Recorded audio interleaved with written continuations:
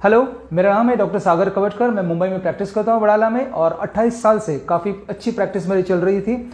और जब मैंने ई बायोटोरियम के बारे में सुना, मेरे स्पॉन्सर्स ने जो मुझे बताया, तो उसमें काफ़ी अच्छा और अमेजिंग चीज़ मुझे दिखाई दी है। That is the thing is, उसमें जो मैग्नेटिज्म का जो पावर है वो तो काफ़ी अच्छा है। और इसके ऊपर मैंने बहुत ही अच्छा एक्सपीरियंस किया है बायोमैग्नेटिक मैट्रेस के ऊपर, मैट्रेस यूज़ करके। मुझे लेके सिर्फ अभी 3 दिन हो गए हैं, और पहले 3 दिनों में जो फर्स्ट टाइम मैंने गया था उसके ऊपर सिर्फ लेटना है, सोना है, दूसरा कुछ नहीं करना है।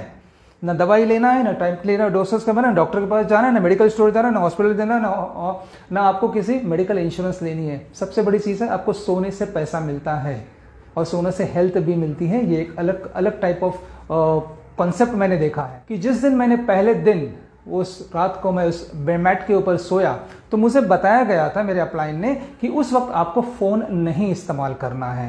That was a very wonderful time.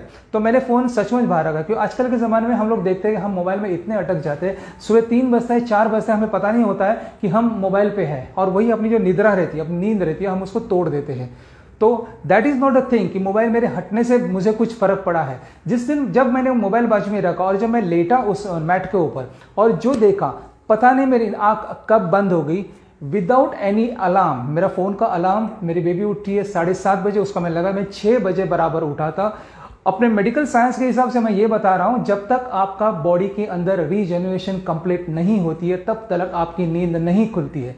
Eight morning 6 o'clock, 6 बजे जब मैं उठा मेरी नींद में से, तो देखा कि मैं टोटली फ्रेश था। फ्रेश मतलब बहुत ही फ्रेश मुझे महसूस हुआ। क्यों?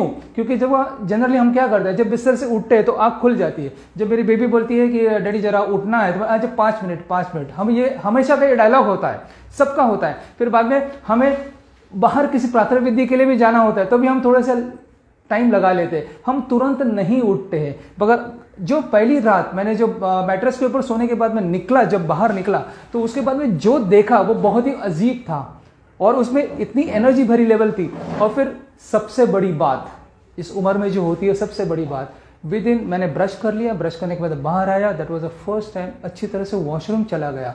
ये बिना लैक्सेटिव के, बिना किसी चीज़ों से, बिना किसी मेडिसिन से। मुझे लगा कि हो सकता है कि चमत्कार नहीं हो, मगर पिछले 3 दिन से ये सही हो रहा है। उठने के बाद में विद इन 10 मिनट्स अगर वॉशरूम हो रहा है without taking any purgative, without taking any laxative, ये तो बहुत ही बढ़िया बात है। और ये मैं बुजुर्ग लोगों को यही बोलता हूँ कि अगर तुम रिटायर्ड आदमी हो तो ये तो आपके लिए बहुत ही बेहतर है। आपका काफ़ी पैसे बचेंगे, आपका इंटेस्टाइन, लार्ज इंटेस्टाइन के ऊपर इससे किसी भी नया चीज़ों की दाब भरने की जरूरत नहीं है।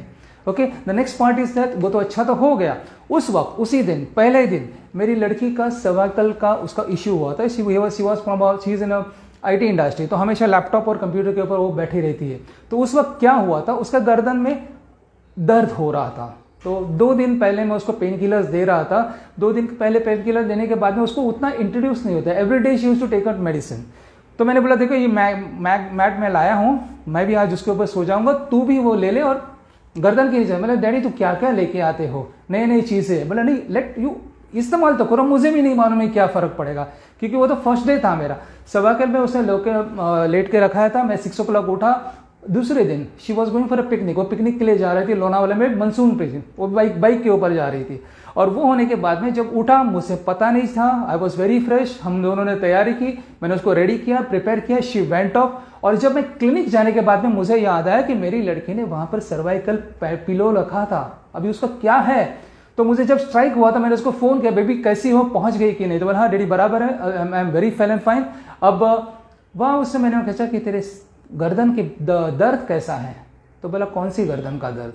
That was a very fantastic answer. मुझे उसके एक शब्द ने मुझे बता दिया कि वो भूल गई थी कि उसने अपने गर्दन के नीचे मैट रखा था। That's the thing. और यंग जनरेशन का इतना फास्ट रिजल्ट मैंने कभी नहीं देखा था। सेकेंड थिंग मैंने देखा था कि 3rd डे, दूसरे दिन, मेरे वाइफ को, she is having a bit of initial stage of cervical spondylosis है। उसका बाय बर्थ उसका स्पाइना बाइफिडा का है। तो उसको मैंने गर्दन के नीचे रखने के लिए दिया था, और शी वर्कड वेरी वेल। जैसे हमेशा बोलते हैं कि ladies don't appreciate at a first stage.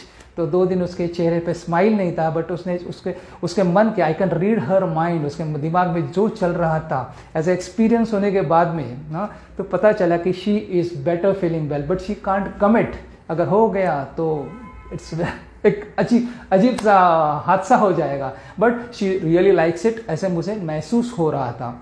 हाँ, एंड सेकेंड थिंग, उसमें से जब मैं बाहर निकला मैट्रेस के उधर से, तो full day I was wearing this band, और ये बैंड के ऊपर मुझे काफ़ी अच्छा फील हो रहा था। शोल्डर पेन था मेरा, बाइक पे चलना है, कभी अपलोडिंग होना है, गाड़ियों के जो बम्पिंग्स आते हैं, कभी कभी होता था कि क्लिनिक में जाने के हम कमर पकड़ के थोड़े से ऐसे पीठ पीछे हो जाते।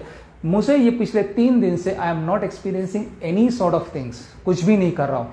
ये निकालने के बाद में भी इसकी एनर्जी मुझे वैसी ही रहती है, और काफ़ी रिजल्ट, ये जो मेरा खाली पहले 3 दिन का एक्सपीरियंस है, एंड यू कैन सी, अगर मेरी ज़िंदगी भर पहले लेता था तो मुझे नहीं झेलना पड़ता था कोई भी किसी में। हमें डॉक्टरों को तो दवाई सामने पड़ी रहती है, हमें कोई पैसा खर्चा करना नहीं पड़ता, हमें डोसेज भी पता होती है, तो वो अलग है, तो हमारी बात है। मगर आपकी जो लोग आम आदमी है, जो हेल्थ के इशू लेके बहुत सी चीज़ें लेके बैठी है, तो उनके लिए तो ये बहुत ही बेहतरीन चीज़ है, सोना और हेल्थ लेना। और हेल्थ लेने के बाद में अगर इसमें से जो पैसा मिलेगा वो तो बहुत बड़ी चीज़ है।